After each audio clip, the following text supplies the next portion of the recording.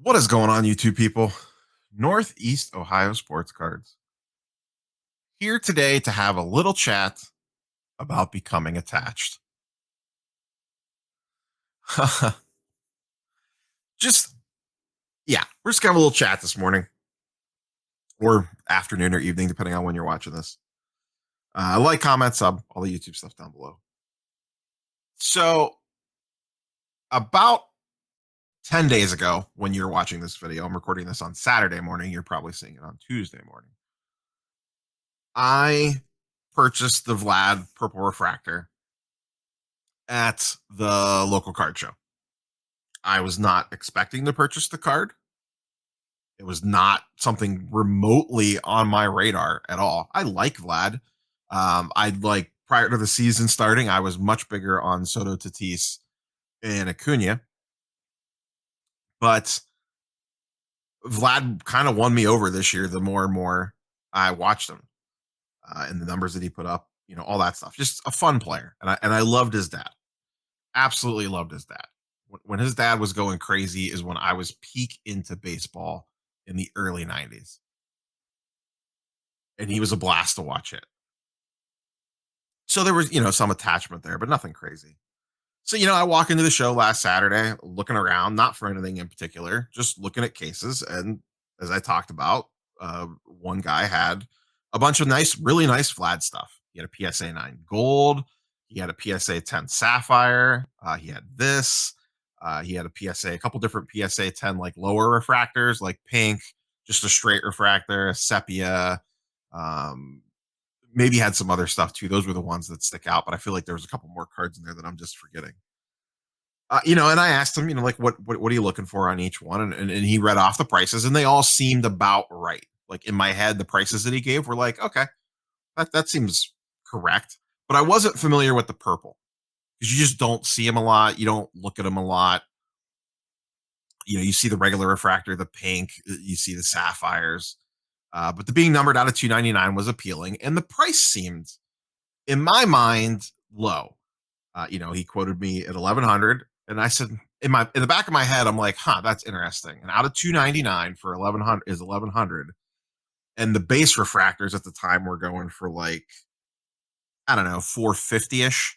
So for about double, a little over double, I could get an out of 299 card. And I checked the pop report and saw that it was like pop 30. And I'm like, okay. And it's was a sexy looking card. Yeah, I checked comps the whole 9 yards. And the last one had did about 1200 about a week or about 10 to 14 days prior. So his price was dead on. And I went back and I walked around the show and thought about it. And like I said, this was not something I was planning on buying. And I had almost exactly $1,000 in cash on me. I did not take PayPal. So we went back, talked. I offered 1,000. He said 1050, and to me that seemed fine. To me, the price he was giving was fair based on current comps. In my mind, the comp did not seem correct, if that makes sense. I felt like people were undervaluing the card, and the fact that the comp was a couple weeks old and Vlad's market had rised since just made me think that it was a good deal. Even if I broke even on it, I was perfectly fine because it was just a really nice looking card. So, all of a sudden I walk out of the show with $1,000 card that I had no intentions of ever buying, ever on a watch list, want list, whatever. Okay. Should be easy, right? Buy it, you know, try to flip it for a higher price, hold on to it for a little bit, whatever. I'm not attached to this card at all. I could easily move this. Okay, cool. I, throw it up on a couple different places at kind of high prices that I knew were not legitimate at all, like over $2,000. I had it listed for like $2,500 a couple different places just to get offers, just to kind of see. And I got a bunch of offers around the $1,200 price point. And I was like, no, definitely no. I'm in no hurry to move this thing. And, the whole time it's sitting on my desk, I do the video on it. I'm looking at it all the time. It's like right in front of me. It's, the card just grows on me. It's sexy looking. Like I'm not going to lie. I mean, this thing is just absolutely stunning looking in person. It almost looks blue, which is what I like about it. I've just always been a sucker for the purples on cards, like the purple jaw. I love the purple jaw. Just an absolutely stunning card, in my opinion. Just a great looking card. So I'm sitting here looking at it for not even a week, and I get an offer on it. Uh, I would net out where we ended up. I would net out a $650 profit, almost 675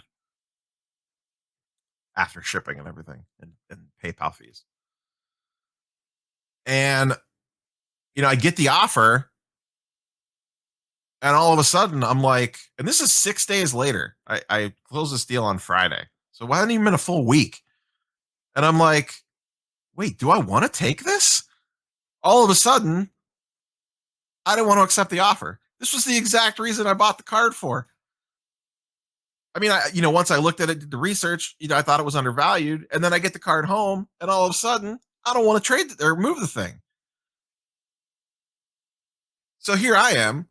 You know, One of the questions that I get a lot is, should I sell X or should I buy Y? Uh, those are probably the two most popular ones that I get, which is fine. I get it. Trust me, I 100% get it, because now I find myself in the exact situation. I don't know what to do.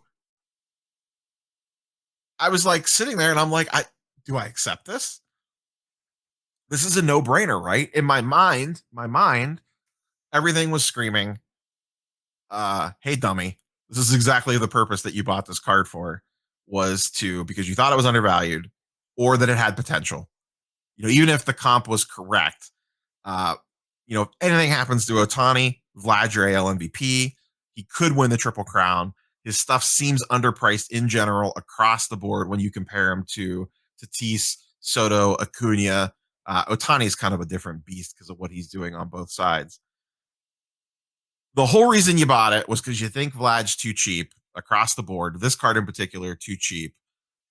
You get an offer that actually seems fair. A PSA 9 had sold last week in between me buying it and me selling it for around 500. So, you go 3 to 4x, that puts you at about, 15 to 18, 1900, depending on, your multiplier, where how you like to run your multipliers for PSA 9 versus 10. And on the lower pop stuff, it gets a little more weird. But this should have been a no-brainer. Accept, ship the card, get the money, move on to the next thing. And now here I am stuck. I had no idea what to do. None. So, and I run it by a couple, I message Step Back Sports Cards and Natsman, who I talk to all the time. And I'm like, this is a no brainer, right? I'm just being stupid here. And they're like, yeah, the card should already be at the post office. And I messaged Dakota at Sports Cards Anonymous because he's a big Vlad guy. I was like, I think I sold a Vlad. He's like, you should already be, the label should already be on the box. What are you doing? And I was like, I know. But like, I just needed myself, not like I'm like, I say all the time, you know, I'm nothing special. I have a YouTube channel and a microphone. That's the only thing that makes me different from 99% of you that watch my channel. And here I am in the exact same situation that you guys and girls find yourself in all the time. The struggle becomes real letting go. I had the same problem with the Otani, but to a lesser case. I've talked about the Otani pink refractor before.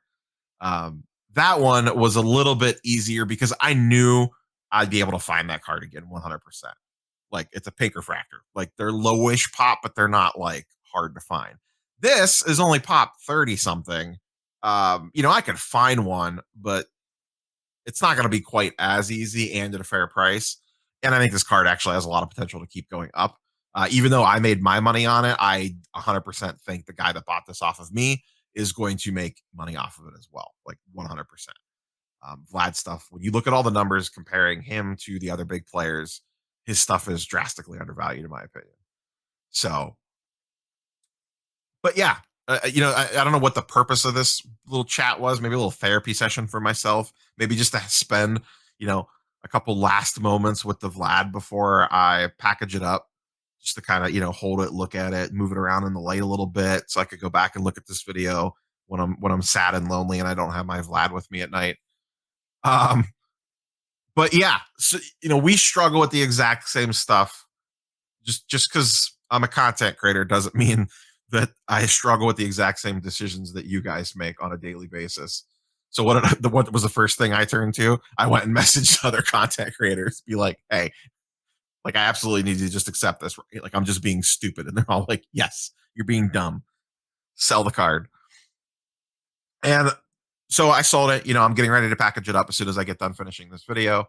I'm recording this video, and I'm recording this actually right before I go live on Saturday morning to break the X-Men boxes. So you would have already seen that happen. Um, but what did I do? I accepted the offer last night, and then first thing I did last night, I spent most of the evening researching other high-end Vlad cards to buy back into him with the profits. So, maybe I'll get something nice, a little bit cheaper, and have some money on the side. But I made $650 in less than a week to a card and player that I really, prior to having it on my desk all week, was not that attached to. But boy, was it hard to let go.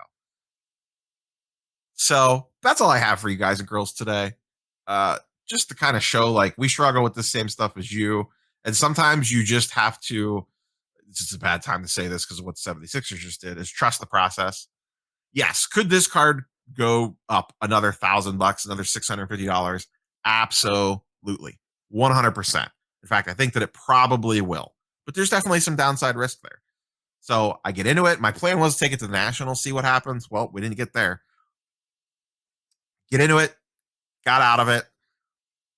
I'm up $650, and now I could go find something else at a higher price point. And if you want to play fun with numbers, I could say that I'm into it for I could buy a $1,700 card and say that I'm into it for 1,000 because it's essentially I traded this for it or something like that. If you want to play fun with accounting and kind of keep that $1,700 to the side or whatever as its own separate thing. Sometimes you do that.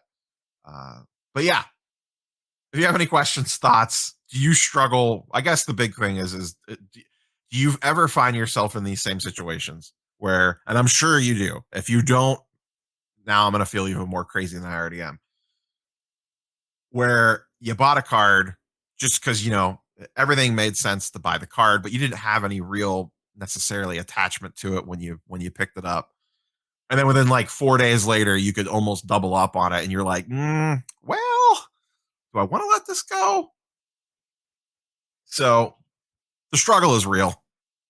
But I am now excited to see, now that I've gotten past it, I'm now excited to see what I could do with the money back in the account and the profits from it and go make a play on the next thing. Catch you guys and girls on the next one. Peace.